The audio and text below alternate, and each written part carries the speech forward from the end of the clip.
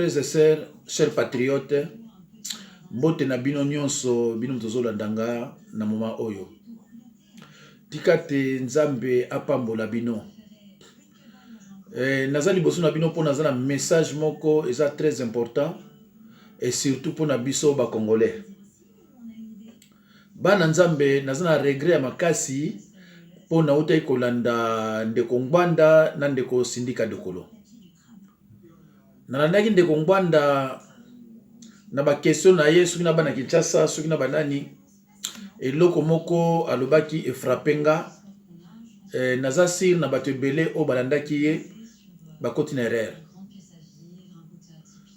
Naza koloba pe na ndeko Sindika Dokolo ba déclaration moko asalaki ezaki similaire na oyo ya ndeko Ngbanda. Donc bato nyonso balandaki ye vraiment bakoti na erreur et puis erreur yango eza na bandeko nyonso ba congolais concernant monsieur Patrice Emery Lumumba. Monsieur Ngbanda alobi Lumumba akende kozula biso indépendance na Bruxelles. Na regretté que eloko ndenge nezo bima na monoko ya kulutu Ngbanda mais esalinga pasi po na peuple mais nayebi ke na wana ndeko Ngbanda azalaka na lisala ayibaka pe Lumumba te ayibaka pe Kasavubu te na moment wana pe ba radio ezalaki te donc moyen azala informer nango ezate mais bandeko en tant que premier conseiller ya président de la République isengeli ayeba quand même histoire et indépendance ya mboka na ye. Mais soko ozali premier conseiller ya président de la République histoire ya mboka na yo yebi amote et c'est normal que bomema mboka na libulu po okoyeba te okoplacer nani awa nani okoplacer place boy. Bande ko babolingo surtout na ekozwa so na Sindika lobi Lumumba akendaki akozula biso indépendance la Bruxelles. Ndeko Sindika c'est vrai que na ba ero na yo alagité. Oye makamyo so na olikate parce que na 80 déjà aux aïs na 10 ans. Donc makamyo ni so koyeba yango te. Mais le coup la responsable il y a les Congolais debout. Et sengeli oyeba histoire ya mboka na yo. C'est très très important parce que lelo so comme président de la République okoyeba ko diriger mboka te parce que yebi histoire ya mboka te. Alors tant que yebi histoire ya mboka te ndeko ekoza nous difficile pour diriger mboka. Na moni ndeko Sindika alobi pona ye Tshisekedi aussi aza héros. Eza mami pona ndeko Sindika. Vraiment eza mawa. Na moni ndeko Sindika alobi Katumbi azo subir ben justice, il fallait azonga na mboka na ye pour na apposer candidature na présidentielle. Ndeko nangai. Qui dit Congolais debout et Koloba, eza mouvement ou eza contre système ou eza en place. Ezali mouvement ou ezali pour la constitution. Ezali mouvement oyo eza kosenga ke pour les kafoza la Congolais. Mais Sindika Dokolo vraiment naza dessus nga personnellement pour na koyoka yo na bato zo kumisa. Sindika Dokolo alobi lisusu ke na tango Mobutu intimidation ezalaki neti na ndinga Kabila te. Ndeko nanga yo so ba tango Mobutu yo na tango Mobutu. Mais tango tata na yo Augustin Dokolo alinga ko salisa autoroute de Kinshasa ti Mwanda. Oyebi azoka quelle sorte d'intimidation à Mobutu? Ndeko nangai bino boyoka Mobutu na sango. Boyoka ka Mobutu na sango. Biso ba Congo muto Mobutu. Bino yoka ki na sango. Soki lelo yo nous sommes ce que nous sommes. Ko nous pas muto soutien. Yana baka na bino ke y a une différence entre cause et conséquence. O tozo vivre lelo, eza ba conséquence, eza cause te. Alors mon bandeko nangai avant de l'obéla Lumumba, parce qu'il faut enseigner bango ndeko Ngbanda na ndeko Sindika Dokolo kama histoire ya Lumumba. ya titre yo comme indépendance. Lumumba za nani? Menako lobila pena Kasavubu te. Menako lobila Lumumba te soki na lobili kamuke ya Kasavubu te. Président Kasavubu est né à Dizi, près de Thiela, entre 1917 et 1919. Décédé le 24 mars 1969 à Boma. Chers patriotes, il a été le premier Congolais à réclamer auprès des colonisateurs les droits des premiers occupants. Je reprends. M. Kasavubu a été le premier Congolais à réclamer les droits auprès des colonisateurs, les droits des premiers occupants. C'était en 1947. Or, qui dit réclamer auprès des colonisateurs les droits des premiers occupants, dit demander l'indépendance. C'était en 1947 et que Lumumba avait 22 ans. Alors, mes chers frères et sœurs, il y a des accords secrets. Oyo, RDC, na compte ya Bako, Basalaka, na Belgique. Accord wana ezalaki signé na Bakongo. Butu tabazoki pouvoir aiba inangote. Ezalaki na 59.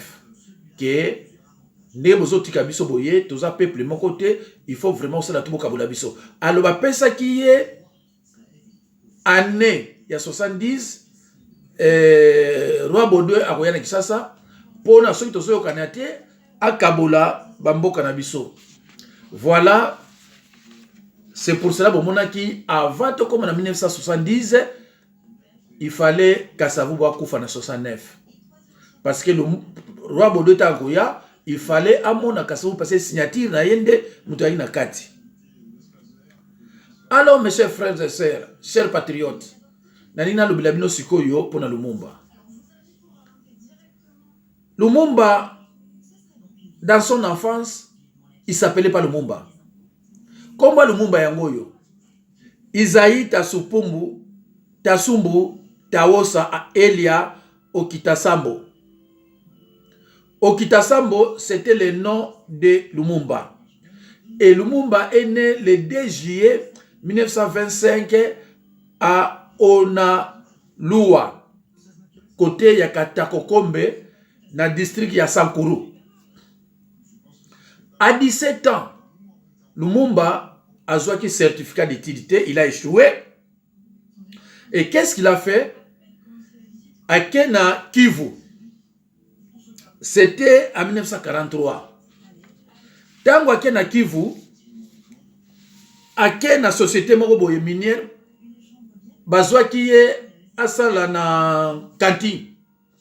Bino boyebi cantine zanini, c'était en 1943. Tango à Kekuna, Lumumba a mipesi kombo Patrice Lumumba. Après une année à travail, Lumumba a tiki Kivu a yesikoyo na Staleville na 1944. Baye ko engagé na la poste comme commis. Tango ba engagé kuna comme commis, aza lususu Patrice Lumumba te a commis Patrice Emery Lumumba. Batie kuna bande kunangai comme commis. Alors, Lukola, azalaki mutu moko banaye ko loba mingi, tout ça, ba mindele ba mona ke mutu aza nzunzu.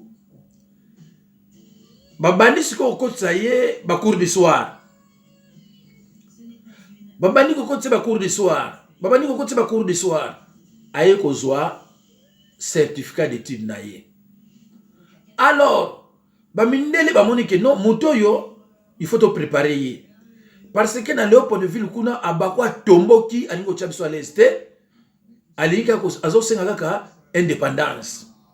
Alors na 48 batini Lumumba a ko formation na Léopoldville na poste. Voilà première année où Lumumba a mona Kinshasa à l'époque Léopoldville c'était à 48. Ba mindele ba bani ko formé en tant qu'agent de Belge. Alors, ndeko, Bamintango azongi sikona Stanleyville à reprendre poste na ye. Babandi ko préparer sikoyo akutana na le roi Baudouin na Belgique. Mais ako kendeka ndengo na te parce qu'à l'époque il était considéré comme un barbare.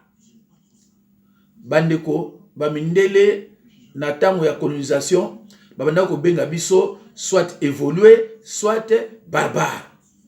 Alors Kasavubu oyaza ko mettre bango mal à l'aise kuna azalaki déjà évolué. Alors basali nini na 54 ba bengi Lumumba ba pesi immatriculation en tant que évolué. Parce que le roi Baudouin a quoi yamba mutute oyo azana le barbare. Donc barbare azalaki mutumoko oyo bazo considérer mutumoko aza pembe na mundele te. Mais siko évolué babana ko zoyer net mutu oyo akomi pembe na mundele. Alors lokola Lumumba il faut kende siko na Belgique akuta na roi Baudouin il faut ba déclarer évolué. Yangono moni ba belge babana ko tsayi ba classe. Alors tant en 1954 ba déclaré évolué, alors ba se préparer pour akende sikoyo na 1955 na Belgique okutana na le roi de Belge, pardon. Alors Lumumba accueilli na Belgique pour la première fois en 1955 akutani na roi Baudouin ba sololi et que à l'objet na roi Baudouin que bako compter na ye en tant que agent de Belge. Ndeko nangai na 1956 Lumumba telema comme le fondo parce qu'il a déclaré qu'il est évolué. Lumumba sali nini na 1956 Lumumba ayibi parce que na sala na département chèque posto. Lumumba a yibi. Bandeko nangai. Dans le monde spirituel, on appelle les chats par son nom. Babé un chat. Moyibi, babé un moyibi. Lumumba a yibi. Tant Lumumba a yibi, a eu avion, aille na Belgique. Tant aille na Belgique, un de ses chefs azalaki na vacances na Belgique. Lumumba comme les batete là, balingi voit tout de bon monaki na Wemba, na banzi Wemba pe ba déclarer héros. Alors chef na ye wana tali Lumumba ndenga lati, oh mutu oyo a déclaré toujours qu'il y a un salaire de misère. Mais comment ça se fait que à lati boye sapato cher, veste cher, biloko tout ya cher? Tango amengi kotala ndenge biloko ngo zaleli, abi non, mutu atili ko yiba. A bengi sikoyo na Stanleyville na poste. Abi me ngana za Lumumba awa, ndenga na moi Lumumba na moi Lumumba yibi. Alors, soka zongi bomeka ko vérifier. Lumumba na 56 azongi na Stanleyville na poste na yaba na osala. Ba interpeller Lumumba. Babi non Lumumba yo oyibi. Tala ba preuve yango yo oyibaki. Lumumba awangani te. Alobi nga na yibaki te mais nazwaki. Parce que bino bo déclarer nga évoluer mais botiki nga na salaire ya misère. Nako ko vivre ndengo na te yangwana nazwaki. Babi na été ozwaki te. Oyibaki. Babi oyibaki. Lumumba a passé dans le tribunal, ba condamné à 2 ans de prison ferme. Mais le kola kuna na Kisasa, abako aye mabe. Abako azako tokisa, il faut indépendance. Bisom to simbi administration belge. Toyebi déjà makamunio son debi mo travaillaka. Donc tozo senga indépendance ya Congo central. So opesa biso indépendance na biso te bo opesa biso Congo central parce que administration ya bino ba belge to maîtriser yango. Biso to simbi yango. Ba joindre na biso bozo la nisaka biso eza bato ba ndondo. Ba belge ba lobi ba lingi biloko na te ba humain. So ki to pesa bino indépendance. Et puis le reste ba osa nini? parce que baza préparé. Vous êtes des crocodiles et les autres sont des lézards. Alors si tu dis que les lézards ne wana et vous en passez. Un lézard, nous c'est négatif. Beaucoup pèse 150 sacs à foufou. Ah ouais mon été.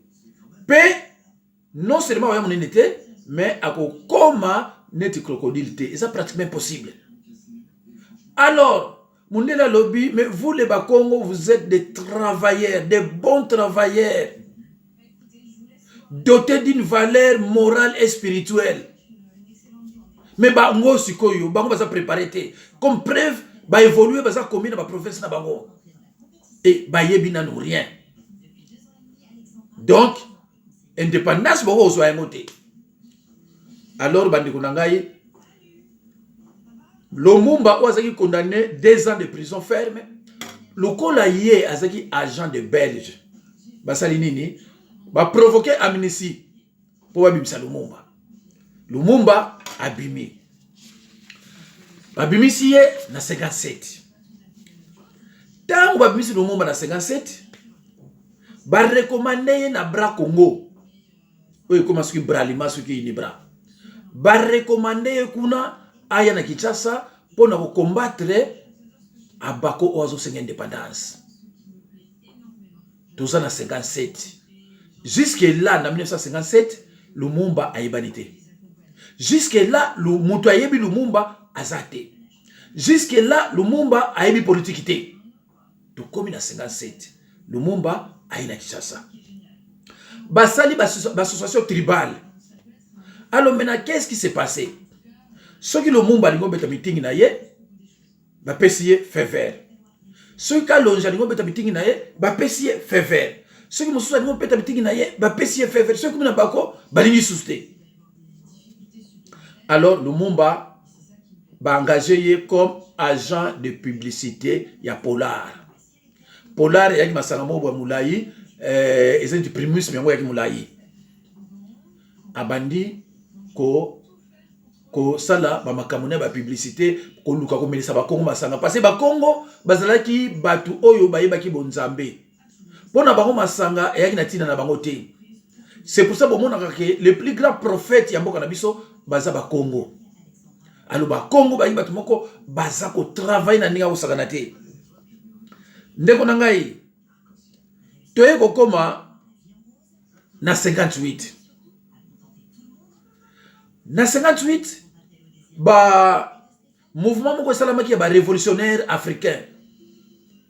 Pardon, mouvement moko salamaka avant 1958, il y a ba révolutionnaire africain, Lumumba zalaka te. Alors, na mouvement na ba révolutionnaire Kasavu bazalaki na kati. Ale Kwame Nkrumah a kozwa décision. Alobi non, di biso za ba révolutionnaire, to continuer boite ke biso to dépendaka na reine kuna ya Angleterre. Te, biso peuvent senga indépendance. Lumumba ayebaki indépendance te. Lumumba ayebaki biloko wana te.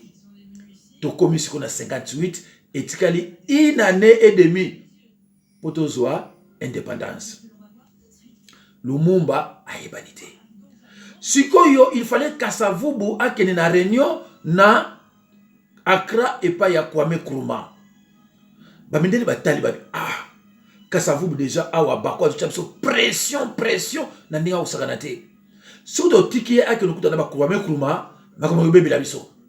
Il serait souhaitable totinda agent na biso auto format. Bande ko bona na bakebi nyonso. Nzambe alingi sikoyo asala. Nzambe alingi sikoyo asala. Bande ko na ngai pona ko kende na Accra na Ghana, il faut uzana passeport. Sikoyo Kasavubu enani gouverneur de la ville à l'époque Torbert a kangi sikoyo passeport à Kasavubu ba pesi Lumumba akende. Kasavubu asana ba moyen nyonso rien. Na bandenge na ye abengi Kwame Nkrumah. Kwame Nkrumah ebisi habitala poyo ya na mboka na biso ezo sengo visa te. Yo kotaka en avion yaka. Kasavubu s'est déplacé ti na aéroport. Babani ko compliqué carte mangwele passeport tout ça ba pop akete. Lumumba ake. Tango azongi asali siko lettre pa ya gouverneur Torbert. alobi biso tokozala na kopesa discours le 4 janvier 59 ndeko boyoka ngai bien parce que eza parmi bino bokanisaka ke le 4 janvier ezaki révolution ya bakongolais te. Le 4 janvier ezaki discours ya bako ekozala mutu akopesa yango Kasavubu. Lumumba akena Accra. Tango akomi kuna Lumumba ridiculize bandeko nanga nzambe bandiko sala. Lumumba akokuta Holden, akokuta Neto, akokuta président moko boye ya Congo Brazzaville, akokuta Kwame Nkrumah, akokuta nani Mandela, akokuta Jokeni Keita, akokuta quelques présidents kuna. Sikoyo Neto na président ya Congo na Holden babani sikoyo yebisa Lumumba Kasavubu aza ko réclamer auprès des colonisateurs indépendance. Yo za ko sengaka droit ya boîte de nuit. Lumumba zo sengaka indépendance ya boîte de nuit, c'est-à-dire que mutu mwindu na mundele bakota na boîte de nuit moko bamena masanga pai moko batala basi e pai moko. Parabine comment? Mais ceux qui besoin indépendance ba boîte de nuit wana zango biloko pamba. Mais comment yoko raisonner ne mwana? Muninga so indépendance yo zo sengaka makama boîte de nuit. Ndeko tozana décembre 1958. Jusque là Lumumba a porté c'était. Jusque là, Lumumba a évité que la 5 indépendance na décembre 58. Na début janvier, Lumumba a zongi na Kinshasa. To fait, to suka. Tango a komi na Kinshasa, a komi na Kasavubu. A yebisi Kasavubu kete, nga na uti kuna, tana makamune ezaleli. Kasavubu alobi na yeme Patrice, na maneko yebisa yo Patrice. Indépendance zeloko kitoko. Tika makamuno ya boîte de nuit ya komelanga masanga Patrice towe la indépendance. Lumumba sikoyo lukula saki agent de Belge onie asenga permission beta asala meeting ya provoquer meeting mbala moko. Siko ba moni quelque bato batondi na imika. Oh. Bakongo bazo lekaka, bakongo bazo lekaka, bakongo bazo lekaka. Bayo waka Lumumba a parlé makamo indépendance. Ba mindele ba ibakiti. Lumumba a parlé de l'indépendance, il a parlé de l'indépendance. Ba Congo ba neko leka, ba bengi ba ninga na bango ya. Lumumba a changé de discours. Donc comme ici le 3 janvier 1959, bon ndanga bandeko nanga yi. Le 3 janvier 59, Kasavubu bazaki na India. Bangona Daniel Kanza. Daniel Kanza azaki mukolo na bango pe azaki soldat pe azaki prophète. Bamou naka planto a une lettre. Bafou na lettre boyo, autorisation, il y a le 4 janvier, ils ont refusé. Oh, demande nabino, il y a le 4 janvier, ils ont refusé, donc discours est aux ratés. Lukola Kasavubu, azalaka prêtre, azalaka muta séminaire, azalaka prêtre, anyabaka mbulute. Ayebisi nani Daniel Kanza, lui bon, mbuta, toza kwa nile makamwa lobby. Daniel Kanza lobi metoza awa ba milita bauti boma bauti bakimpangu bauti bakimpese basali jana kati Kinshasa parce que indépendance sur bana bazo wela yango bambata bazombo bamanyanga bayombe bandibu ba Congo nyonso parce que bazombo bayaka bakoma na ba presque ba Congo parce que bato Congo dia totila ah ba ba kotaka pe na mouvement wana ndeko nangai nani papa Daniel Kanza ebisi Kasavubu alobi kende kobeta mitinge mais lobi ba kobenga yo roi kobanga te oyeko ya leka o sala meeting le 4 janvier na imika plein ya kosakana te Kasavubu ye wana zakoya babandi ko ganga déjà que roi tango Kasavubu amati na tribune a lobby na français que meeting eza annulé. Bazo ki paye. Kasavubu a lobby na ki Congo. Bazo ki paye faut ça la discours. Discours e bandi. Ndeko nangai le col ezaki interdit il fallait ba soda ba balobeta ma sasi. Mais ba Congo bazwa ki ba consigne que soki ma sasi ebeti et kozwa binoté. Mais bo yibate. Mutu asa eloko moko te. Groupe moko utaki soki na stade soki utaki wapi. Eye e bandi sikoyo ko buka ba magasin ba portugais. Sa face et ça la même makasi. Ba bandi ko beta minduki. Ba Congo ba yiko kufa ebele na ndenge ya kosakana te le 4 janvier. Soda moko mungala azalaki wana kombo na ye ni ya Maseko. Soda wana abeta Kasavubu mbata. Alobi me Kasavubu bino ba Congo bozo senga indépendance boyebi kosala ta tongate. Or avato koma kutu na ba 59 wana mundela salaka nini? Alobi ba Congo bazo senga mabele. Bino boza la contre ba Congo. Abi bon, bino bolingi mbongo to mabele. Le reste oto bengi ba lézard. Bango tu baluba, bangala, ba swahili, ba kifu. Balobi biso to sana besoin ya mbongo.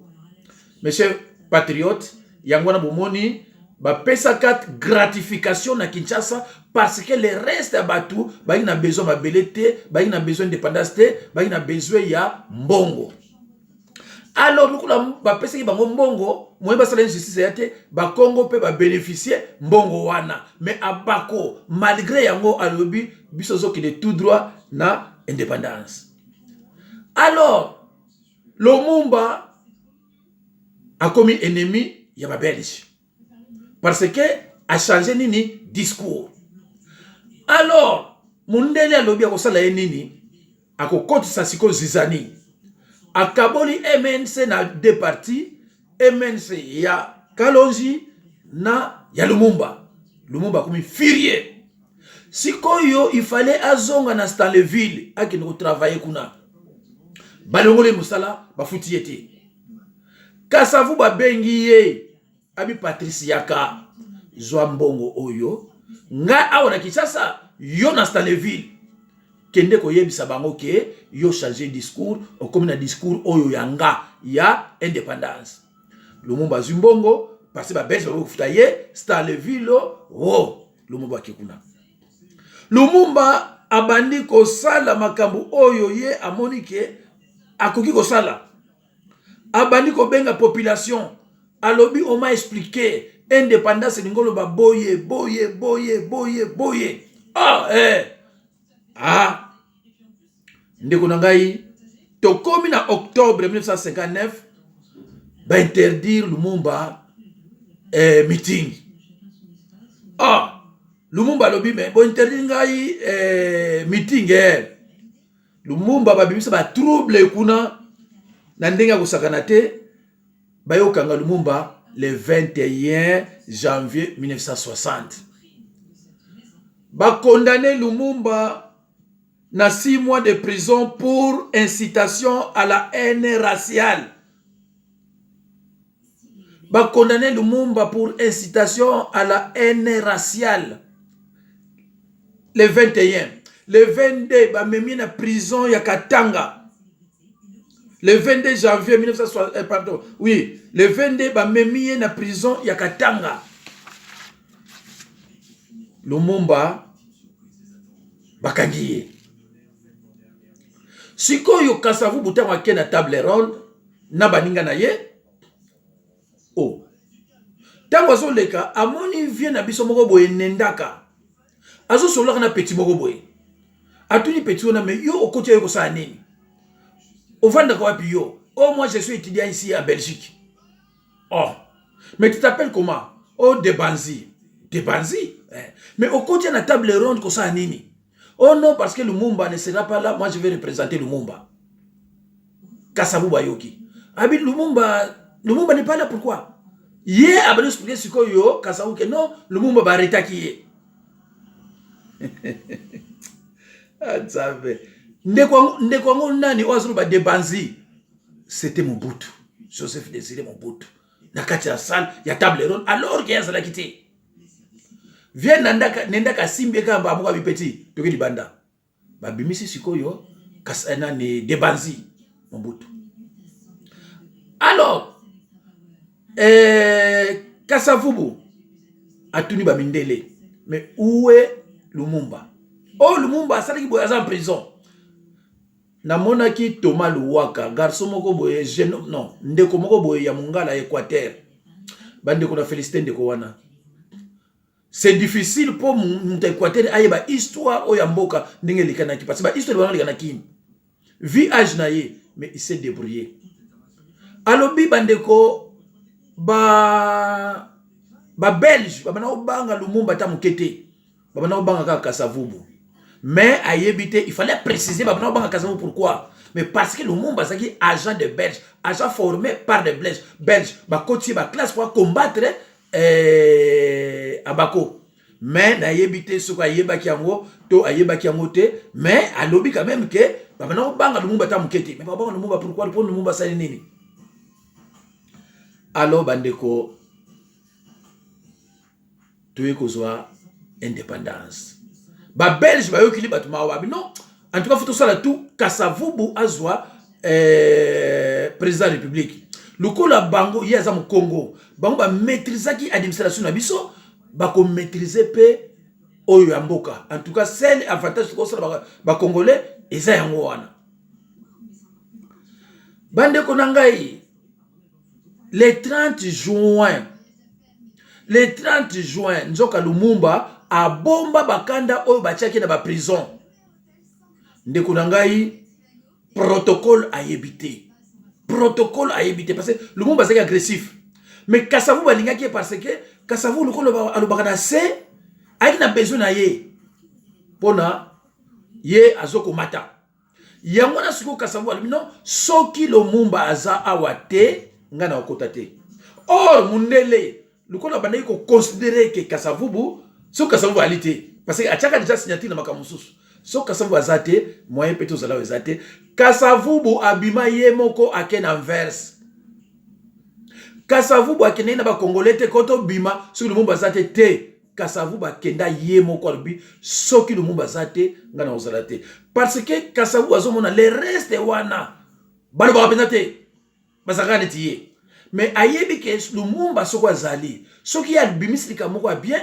Lumumba siko kozwango alobi on aninga osakana te. Mes chers frères et sœurs, chers patriotes, likambo ezaki ndenge wana. Kasavubu akimi akena verse. Ba journaliste balandi Kasavubu. Ba bina yeme yo Kasavubu zo senga indépendance d'abord bino be ba Congo zana bino ka ba minoritaire. Ozo senga indépendance pourquoi bozana bino mingi te. Kasavubu atuni bango question. Abi dans une classe il y a 30 élèves. Moniteur a posé question 2 fois 2 égale combien? Ben élève balobi égale 3. Moniteur a lobby égale 4. A tout ba journaliste